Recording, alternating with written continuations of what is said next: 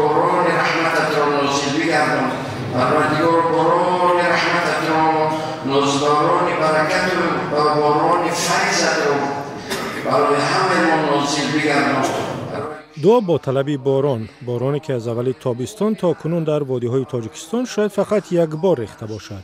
خشکسالی که آن را پیامد تغییر اقلیم می‌دانند، مشکلات زیادی را بر سر مردم آورده است. رودخانه‌ها کم‌آب و یا خشک شدند، کشت تیره‌ماهی مردم هم بی‌آب مانده و نسبزیده است. مدتی هست که کمبارانی یا بی‌بارانی هست. حالا این خطر کشوری ما و بسیاری کشورها رو خیلی تهدید کرده شده است. خطر خیلی جدی هست. برای همین ما پیش از اذان نماز جمعه دعای برای باران دعا میکنیم. تاجیکستان که 60% آب کشورهای آسیای مرکزی خانه 80 میلیون نفر از آن سرچشمه میگیرد، سال به سال گرم، خشک و تفسان می شود. هزاران پیریخ کشور بخار و ناپدید شدند. مقامات امسال یک سبب اصلی کمبود نیروی برق را هم در کم شدن مجرای آب و آب انبارها خواندند.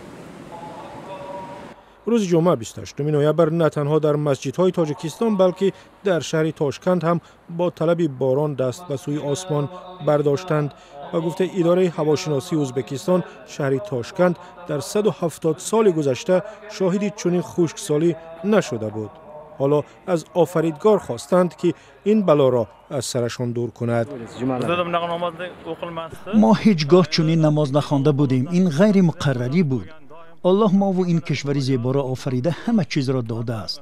آفتاب می درخشید و باران می بارید، اما حالا که باران نیست، آدمان بالا و روحانیان به ما دستور دادند که هنگام نماز از الله باران طلب کنیم. ما امیدواریم و انشالله که دعای ما مستجاب می شود. ناظر روشی بچه ناظری درش سفیده اینا. علامت دیگری تغییر اقلیم که امسال در تاجیکستان هویدا شد. روز 25 اکتبر یک پاره عظیم 1.5 کیلومتری پیرخ دهدل در قطارکوه‌های اسماعیلی سامانی پایان لغزید.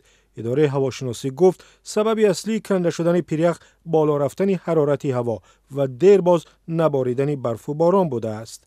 اما ویدیوی دعای دستجمعی با طلب باران از خدا در شبکه‌های اجتماعی بحث زیادی را هم برانگیخت. یکی با تکیه به اطلاع هواشناسان و با کنایه گفته است که ظاهراً دعای نمازگزاران روز 3 دکبر مستجاب می شود چون ممکن است باران بارد. فرید سفرمحمد از دانشمندان تاجیک مقیم امریکا از جمله آنها است که به این بحث هم پیوسته است. او گفته است دعا برای باران کارآمد نیست و چنین افزوده است. وقتی که جامعه ما همچنان سبب بارش را مداخله الهی می داند و به جای پژوهش و بررسی علمی به مراسم دینی تکیه می کند، مردم به ویژه نسل جوان را از علم، مهندسی و حل مسئله بر اساس شواهد دور می سازیم و تنبلی ذهنی را تشویق می کنیم. اما یکی از کاربران دیگر خود انسانها را سببگار گرمایش کره زمین خوانده دعای خش را در فیسبوک نوشته است که یک پارچه‌اش هم چنین است. پروردگارا، ما بندگانت زمین را هر گونه‌ای که توانستیم استفاده بردیم، خراب کردیم. هدایت کن تا بندگانت راه حل این مشکل را با عقل و علم یابند، تا باغ‌ها بیابان و چشمه‌ها خشک نشوند، تا زمستان برف بارد و بهار و تیره‌ماه بارانی رحمت و تابستان گرم و راحت بخش بماند، وگرنه بندگان خودخواه را سفیده جسمشان از گرمی بلند میپزد، آنگونه که تخم در تابه تفسان. پروردگارا هرگز چنان روز را نصیب بندگانت نکن. آمین.